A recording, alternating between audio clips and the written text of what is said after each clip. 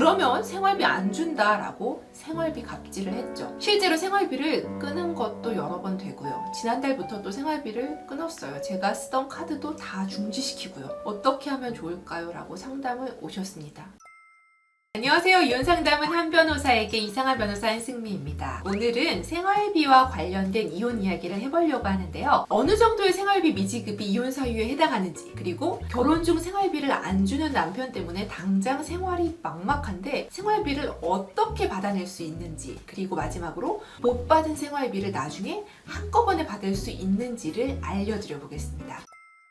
첫 번째, 생활비를 안 주는 것은 이혼 사유가 맞습니다. 그런데요, 지급하던 생활비를 안 준다고 모두 이혼 사유가 되는 건 아닙니다. 예를 들어 볼게요. 부부 각자 월 소득 1천만 원씩 버는 맞벌이 부부라면 남편이 아내에게 생활비를 지급하지 않는 것이 명백한 이혼 사유라고 보기는 어려운 면이 있어요. 아내 소득으로 생활이 가능하니 생계의 위협을 받는 건 아니잖아요. 또 아내가 충분한 예금을 갖고 있거나 수백만 원의 임대소득이 있는 가정주부라고 한다면 남편이 기존에 지급하던 생활비를 중단한다고 해서 즉시 이혼 사유에 해당한다고 보기는 어려운 면이 있죠. 생활비 미지급 기간이 장기화되면서 부부간의 경제적인 신뢰가 완전히 무너지게 된다면 이혼 사유에 해당할 수 있습니다. 하지만 이런 분은 어떨까요? 변호사님, 제가 40년 동안 남편 내조를 했어요. 남편은 공무원이었고 저는 애들 낳고 키우고 남편이 주는 적은 월급 아껴서 집도 사고 팔고 하면서 지금 재산을 꾸렸죠. 근데 3년 전에 남편이 퇴직하고 나서 남편이랑 저랑 지내는 시간이 길어지니까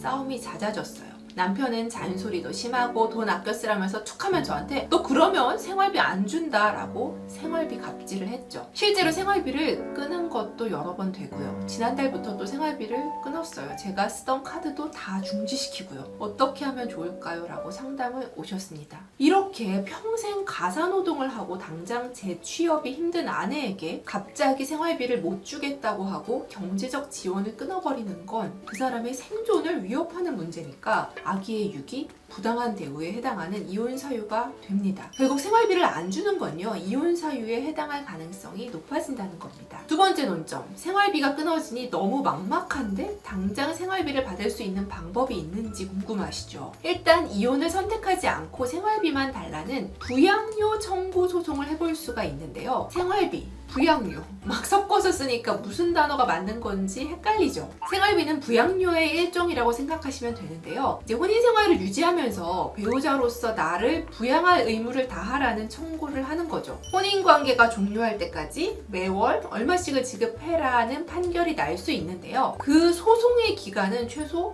6개월 정도 걸려요. 그리고 또 다른 방법은 이혼을 전제로 사전 처분이라는 형태로 부양료 청구를 해보시는 건데요. 보통 이제 첫 번째 이혼 재판 기일에 부양료에 관한 사전 처분 결정, 소송 끝날 때까지 얼마를 지급해라는 결정이 납니다. 근데요, 남편이 그 사전 처분 결정대로 지급하지 않더라도 방지할 방법이 없어서 생활비를 안 주고 배째라는 남편들에게는 효과적인 방법이 아닐 수 있어요. 그렇지만 사실상 이혼 소송 중 판사님이 주라고 명령한 생활비를 지급하지 않고 버티는 배짱 좋은 남편은 흔치 않아서 사전 처분은 분명히 의미가 있는 절차입니다. 마지막으로요, 못 받은 생활비를 나중에 한꺼번에 받을 수 있는지 궁금하실 텐데요. 조금 전에 생활비, 즉 부양료를 안 주겠다고 버티면 당장은 못 받을 수도 있다고 말씀드렸었는데, 그렇게 못 받은 부양료가 예컨대 매월 100만 원씩 1년 동안 1200만 원이 쌓였다면 이혼 판결이 내려질 때 남편은 아내에게 과거 부양료로 1200만 원을 지급하라고 이혼 판결과 같이 판결이 나기도 합니다. 만약 그렇게 따로 과거 부양료 판결을 하지 않는 사건은요, 그렇게 생활비를 안 준 사정을 고려해서 아내 측의 재산분할 비율을 다소 높여주기도 하고요.